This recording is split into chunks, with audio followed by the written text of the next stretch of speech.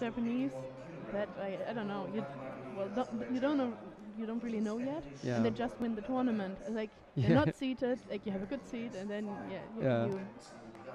Yeah. you have the draw of a like with one unknown Japanese, Unknown. and they still, I don't know, win the tournament. I think that could be fairly true down in the lighter weights. But the heavyweight women, we pretty much know who they are now. They haven't got the same kind of depth, but at 48 kilos, for example, Yeah. someone completely unknown could come. They had an 18-year-old win it yesterday, Endo Hiromi, and then the 17-year-old was in the final of the under 57 kilos.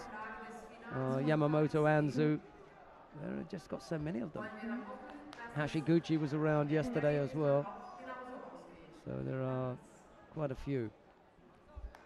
Hashimoto at 52. Right, we're looking at the Olympic champion from under 73 kilos, Elnur Mammadli. And he's up against Henri Schoeman. Yeah, I like to watch him so much. Pretty much an all-action guy. Like he looks like a cat on tatami. Like I hope now he's not falling and like making my words untrue, but. Judo World Championships, AZE from Cuba. I just heard that Gonzalez is on mat number 3, just in case you wanted to jump across there and see that. And then Huang as well. Not bad. From Schoeman. Huang Hite is up against Cyril Marais of France on mat 4. It's in the under 100 kilo category. I think on mat number 2 in a couple of fights' time, we're going to see Ono Takashi and Dmitry Gerazimenko. That will be a really tough one. So many athletes in the men. 51 in the under 81 kilo category, and as a result of that number, the top seeds, the top 16, were put into the 3rd round. Yeah, it looks funny when you see the drawing and they just like start in the middle. Some people like that. Some people like the reward that they're given for being one of the top seeds. You enter at the 3rd round, and the others have to go through what really are then the preliminaries, sort of qualification round to get to the round 3, and it gives them a chance to fight against each other. The lesser countries have a couple of fights, they can score some points, they don't fly all the way from, Oceania or Pan America and get one fight and then go out just because of an unlucky draw. So yeah, it's not too bad.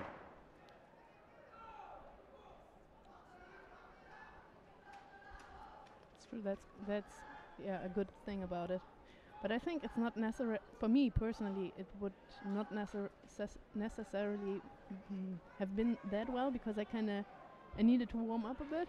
Someone else has said that to me. Somebody else has said that they like a warm up. Yeah, because when you're in the spirit, you start your first round, and then you kind of warm up, and it's still not working everything that well, and then the other person is already kind of in fighting mood and already did 2 fights. Then.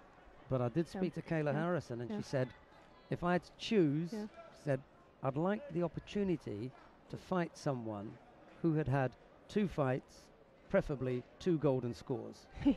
Then I take them. Because they take that fighter any day of the week. Of course, if they've had 2 ippons within a short space of time, then they come to your part, which is they're nicely warmed up, they've been on the mat, they've got the feel of it. I think Harrison may have a point. You want someone whose arms are burning, after 30 seconds. Because they've had 2 15-minute excursions out there. For example, if you see it 81, it's like if you start in the first round, it's like you really have to work a lot till you get to the semis or something. Like you just need to be like physically really fit to be able to arrive there. I'm just thinking who it was that had 6 matches to win their bronze medal. I think we were in Paris. You needed 6 fights, and they ended up taking their bronze.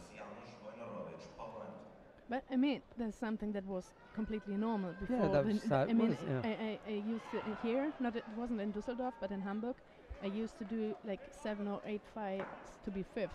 Yes. So Yeah. in 2000, okay, it's long ago. It's like 2007 or something like that. Not that long. Yeah, but yeah, it was something like that because with repercharge and everything. So it used to be normal. So I don't think. And I liked it. It's like you really knew what you did.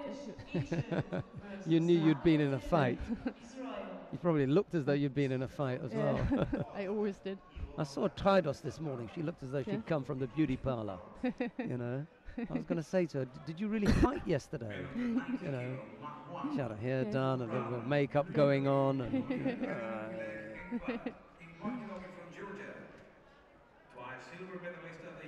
And, when we see Huang in a minute, has he been on already?